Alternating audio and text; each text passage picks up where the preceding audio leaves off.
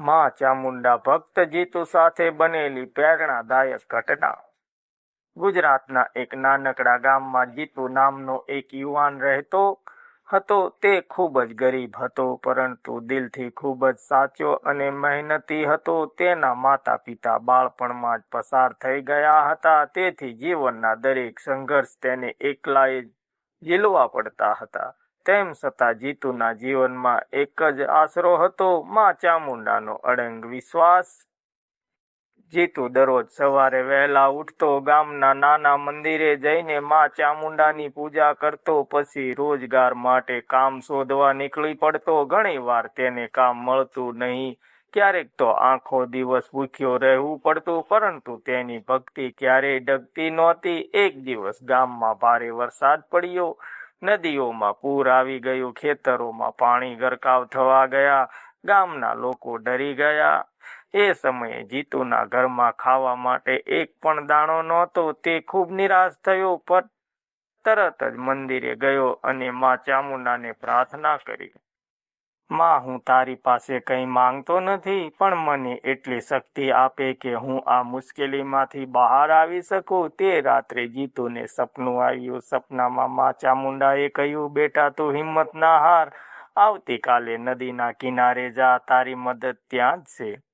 સવારે જીતુ તરત જ નદીના કિનારે ગયો। ત્યાં તેને એક જૂનું લાકડાનું બોક્સ મળ્યું। તે બોક્સ ખોલતા અંદર થોડા પૈસા અને એક પત્ર હતો। પત્રમાં લખેલું હતું, જે વ્યક્તિ આ બોક્સ શોધે તે આ પૈસા પોતાની જરૂરિયાત માટે વાપરે અને બીજાને મદદ કરવાનું ક્યારેય ના ભૂલે। જીતુને લાગ્યું કે આ માં ચામુંડાનો આશીર્વાદ છે। તેણે તે પૈસાથી નાનું કામ શરૂ કર્યું, શાકભાજી વેચવાનું। શરૂઆતમાં મુશ્કેલી આવી, પણ તેની સચ્ચાઈ અને મહેનતને કારણે લોકો તેનો વિશ્વાસ કરવા લાગ્યા। ધીમે ધીમે તેનું કામ વધતું ગયું। કેટલાક વર્ષો પછી જીતુ ગામનો સફળ વેપારી બન્યો, પરંતુ તેને ક્યારેય પોતાના ગરીબીના દિવસોને ભૂલ્યા નહીં। તે દર મહિને ગરીબોને મદદ કરતો અને મંદિરે દાન આપતો। એક દિવસ ગામમાં ફરી મુશ્કેલી આવી। એક ગરીબ પરિવારને ખાવાનું પણ નહોતું। જીતુએ તરત જ તેમની મદદ કરી। તે સમયે તેને અંદરથી એક અજાણી શાંતિ અને આનંદ મળ્યો। તેને સમજાયું કે સાચી ભક્તિ માત્ર પ્રાર્થનામાં નથી, પણ બીજાની સેવા કરવામાં છે। તે રાત્રે ફરી જીતુને સપનું આવ્યું। માં ચામુંડાએ સ્મિત સાથે કહ્યું, બેટા, તું મારી સાચી ભક્તિ સમજ્યો છે, હું હંમેશા તારે સાથે છું। જીતુ હવે ગામમાં એક સફળ વેપારી તરીકે ઓળખાતો થયો હતો, પરંતુ તેની અંદરનો સાદગીભર્યો અને ભક્તિભર્યો સ્વભાવ જરા પણ બદલાયો નહોતો। દરરોજ સવારે તે પહેલા જેમ જ મંદિરે જઈને માં ચામુંડાની આરતી કરતો અને પછી જ પોતાના કામ પર જતો। ગામના લોકો પણ હવે તેને માત્ર વેપારી તરીકે નહીં, પરંતુ એક સારા માણસ તરીકે માન આપતા હતા। એક દિવસ ગામમાં એક અચાનક મોટી સમસ્યા ઊભી થઈ।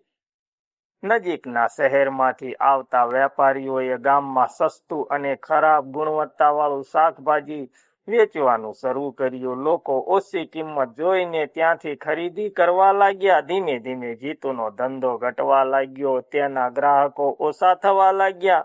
જીતુ માટે આ મોટી પરીક્ષા હતી। એક તરફ તેની મહેનતથી ઊભો કરેલો ધંધો તૂટી રહ્યો હતો, અને બીજી તરફ ગામના લોકો ખોટી વસ્તુ ખરીદી રહ્યા હતા।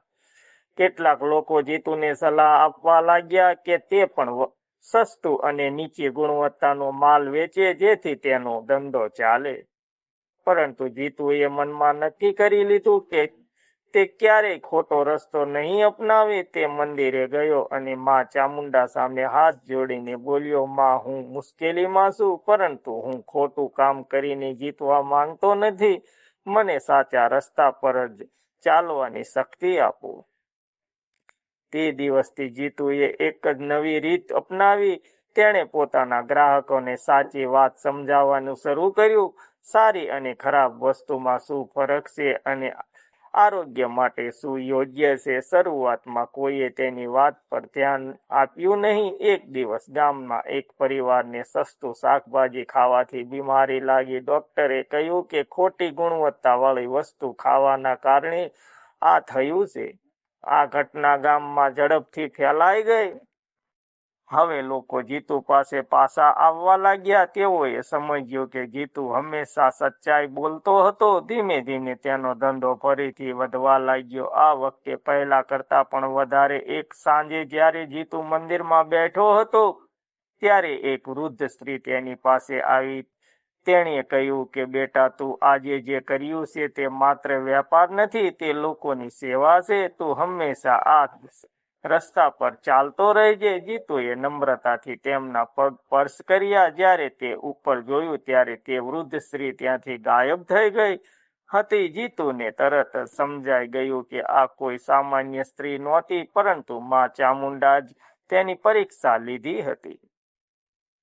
તેની આંખોમાં આંસુ આવી ગયા અને તેણે દિલથી પ્રાર્થના કરી, માં, તું હંમેશા મારી સાથે છે. આ જ મારી સૌથી મોટી શક્તિ છે. તે દિવસ પછી જીતુએ માત્ર પોતાના ધંધા પર નહીં, પરંતુ ગામના લોકોના કલ્યાણ પર ધ્યાન આપવાનું શરૂ કર્યું. તેણે ગરીબોને ફક્ત શાકભાજી આપવાનું શરૂ કર્યું અને ગામમાં સ્વચ્છતા અને સારા ખોરાક વિશે જાગૃતિ ફેલાવી શરૂ કરી. ભાગ 2 માંથી સચ્ચાઈનો રસ્તો મુશ્કેલ હોય છે, પરંતુ અંતે જીત એની જ થાય છે. ખોટા રસ્તે મળેલી સફળતા લાંબા સમય સુધી ટકતી શકતી નથી. ભગવાન આપણા વિશ્વાસને અને ઈમાનદારીની પરીક્ષા લે છે. સાચી ભક્તિ એટલે સમાજની સેવા કરવી. જીતુની આ બીજી ઘટના આપણને શીખવે છે કે જો આપણે સાચા રસ્તે ચાલીએ અને ભગવાન પર વિશ્વાસ રાખીએ તો મુશ્કેલીઓ પણ આપણા માટે સફળતાનો રસ્તો બની જાય છે. મિત્રો, સ્ટોરી સારી લાગી હોય તો લાઈક, કમેન્ટ, શેર કરવાનું ભૂલતા નહીં.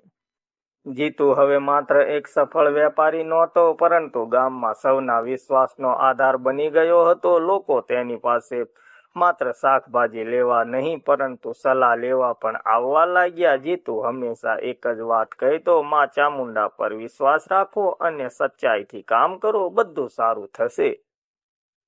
પરંતુ જીવનમાં પરીક્ષાઓ ક્યારેય પૂરી થતી નથી. એક વર્ષ ગામમાં ભયંકર દુષ્કાળ પડ્યો. વરસાદ જ નહોતો પડ્યો. ખેતરોમાં સુકાઈ ગયા, તળાવો ખાલી થઈ ગયા અને લોકો પાસે ખાવાનું તો દૂર, પીવાનું પાણી પણ નહોતું. ગામ ચારે બાજુ ચિંતા અને નિરાશાનું માહોલ ફેલાઈ ગયું. જીતુએ પોતાના ગોડાઉનમાં થોડું અનાજ અને શાકભાજી સંગ્રહિત રાખ્યું હતું. લોકો તેની પાસે મદદ માટે આવવા લાગ્યા. જીતુએ કોઈ વિચાર કર્યા વગર ગરીબોને મફતમાં ખાવાનું આપવાનું શરૂ કર્યું. થોડા દિવસોમાં જ તેનું બધું જ સ્ટોક ખતમ થવા લાગ્યો. તેના મિત્રોએ કહ્યું, જીતુ, જો તું આ રીતે બધું વેચી દેશે તો તું પોતે શું ખાશે? થોડું તો પોતાના માટે રાખ. જીતુ શાંતિથી બોલ્યો, જો માં ચામુંડા મારી સાથે છે તો મને કંઈક જરૂર મળશે, પરંતુ આ લોકોની હાલત હું જોઈ શકતો નથી. એક દિવસ આવી ગયો જ્યારે જીતુના ઘરે ખાવાનું કંઈ જ નહોતું. તે મંદિરે ગયો અને આંખોમાં આંસુ સાથે પ્રાર્થના કરી, માં, મેં હંમેશા બીજાની મદદ કરી છે. આજે મારી પાસે કશું નથી, પણ હું વિશ્વાસ નથી છોડતો.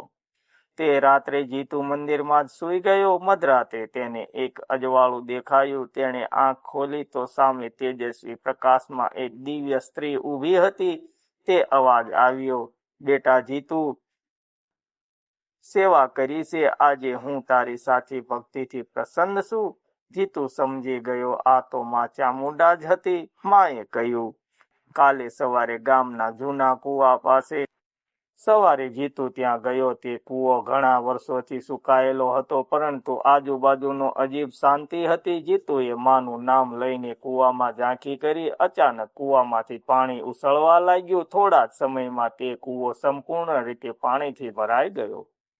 જીતુ ખુશીથી ચીસો પાડી ઉઠ્યો, જય માં ચામુંડા. ગામના લોકો દોડી આવ્યા. સૌએ આ ચમત્કાર પોતાની આંખોથી જોયો. હવે ગામમાં પાણીની તંગી દૂર થઈ ગઈ. લોકોના ખેતરો ફરીથી લીલા થવા લાગ્યા. આ ઘટના પછી જીતુનો માન ગામમાં વધી ગયું, પરંતુ જીતુએ ક્યારેય પોતાને મોટો માન્યો નહીં. તે હંમેશા કહેતો, આ બધું મારી મહેનતથી નહીં, માં ચામુંડાની કૃપાથી છે. એક દિવસ એક નાનો છોકરો જીતુ પાસે આવ્યો અને પૂછ્યું, ભાઈ માં ચામુંડા તમને જ કેમ મદદ કરે છે? જીતુ સ્મિત કરીને બોલ્યો, મને નહીં બેટા, જે કોઈ સચ્ચાઈથી કામ કરે છે તેને બીજાની મદદ કરે છે, માં ચામુંડા તેની સાથે હંમેશા રહે છે. તે દિવસથી ગામના લોકો પણ બદલાવા લાગ્યા. તેઓ એકબીજાની મદદ કરવા લાગ્યા, સચ્ચાઈનો રસ્તો અપનાવવા લાગ્યા. પ્રેરણા ભાગ 3માંથી સેવા ક્યારે વ્યર્થ જતી નથી. ભગવાન આપણા સારા કર્મોનું ફળ ચોક્કસ આપે છે. મુશ્કેલીમાં પણ વિશ્વાસ રાખવો એ જ સાચી ભક્તિ છે. એક સારો માણસ આખા સમાજને બદલી શકે છે. જીતુની આ ત્રીજી ઘટના આપણને શીખવે છે કે જો આપણે દિલથી સારા બનીએ અને બીજાની મદદ કરીએ તો ભગવાન પોતે આપણા જીવનમાં ચમત્કાર કરે છે. મિત્રો, સ્ટોરી સારી લાગી હોય તો લાઈક, કમેન્ટ, શેર કરવાનું ભૂલતા નહીં. મળીશું બીજા વિડીયોમાં. ત્યાં સુધી સૌને જય માતાજી, જય મા ચામુંડા.